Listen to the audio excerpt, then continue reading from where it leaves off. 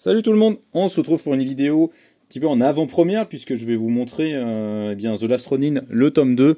Donc la véritable suite de The Last Ronin, pas comme le Lost Years qui était sorti l'année dernière je crois, et qui était un peu une préquelle avec des pages de préparation avec ces 4 nouvelles tortues justement que l'on voit ici sur la couverture.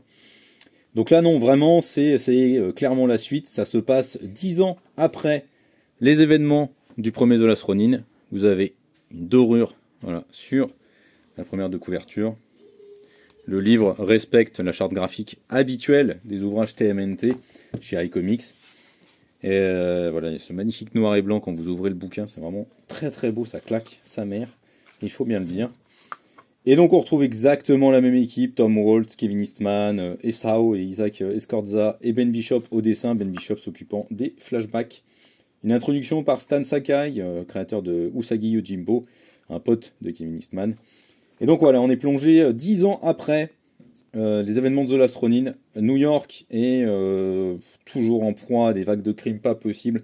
En fait, il y a des guerres de gangs qui n'arrêtent pas de se mettre en place.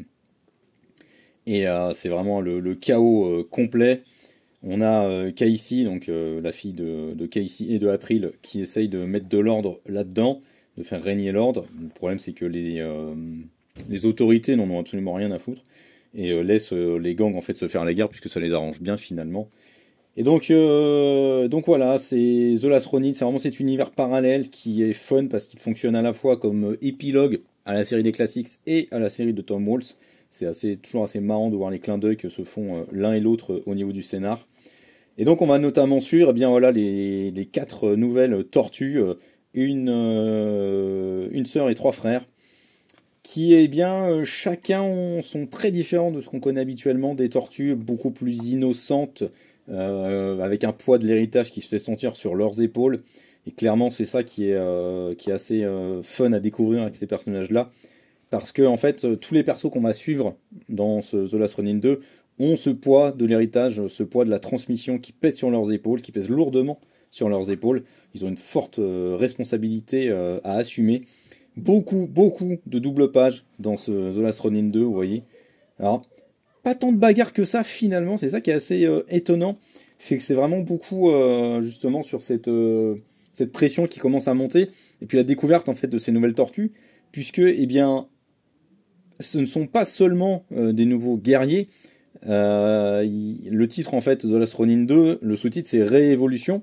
On va vite découvrir qu'en fait, eh bien, ces tortues sont en train de développer des pouvoirs supplémentaires par rapport à la première génération qu'on connaissait. Donc il y a vraiment une nouveauté là-dessus. Par exemple, là, vous voyez, cette tortue... Alors, j'ai bouffé les noms, parce qu'ils n'ont pas du tout des noms faciles à retenir. Donc, je les ai bouffés. Là, cette tortue-là se transforme en pierre, par exemple.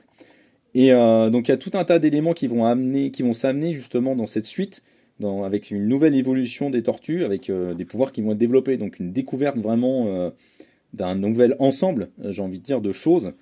Et c'est assez marrant à découvrir.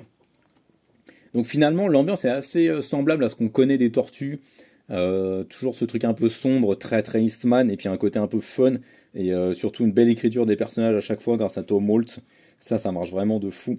C'est vraiment très riche, très dense. Il y a beaucoup de choses, comme je l'ai dit, voilà, ça va parler de social, de conflits, de comment le pouvoir politique laisse ce conflit s'envenimer. C'est vraiment très bien fait, les dessins sont vraiment très très beaux. Il y a juste la couleur, donc je suis pas très fan, mais bon, ça c'est, on va dire que c'est du classique. Et vraiment, je le dis, je le répète, ces nouvelles tortues sont hyper attachantes. C'est fou, mais je m'y attendais pas du tout. En tout cas, je m'attendais pas à m'attacher à elles à ce point-là. Vraiment, elles sont impeccablement écrites, c'est fou. Et les moments d'action sont, bon, comme d'hab, avec les Tortues Ninja, c'est super bien foutu à chaque fois, c'est très très intéressant. Il y a beaucoup d'événements qui vont se mettre en place. On est vraiment dans un truc, alors même que voilà, le clan foot est détruit, eh bien, il y a quand même ces guerres de gangs et d'autres personnes qui essaient de prendre le contrôle finalement de la ville de New York. Donc forcément, le rôle des tortues est toujours quand même important et majeur. Donc voilà, je m'attendais pas à ce que ça me plaise autant parce que The Lost Years m'avait quand même un peu déçu. Mais vraiment, je suis conquis parce que j'adore ces nouvelles Tortues Ninja. Je les trouve vraiment très très cool. Il y a plein de pages en flashback qui vous permettent, si vous y connaissez rien, comme pour The Last Ronin, si vous ne connaissez pas l'univers Tortues Ninja, ça vous permet d'appréhender cet univers-là. Et donc voilà, j'espère que cette suite va aussi bien se vendre que l'originel.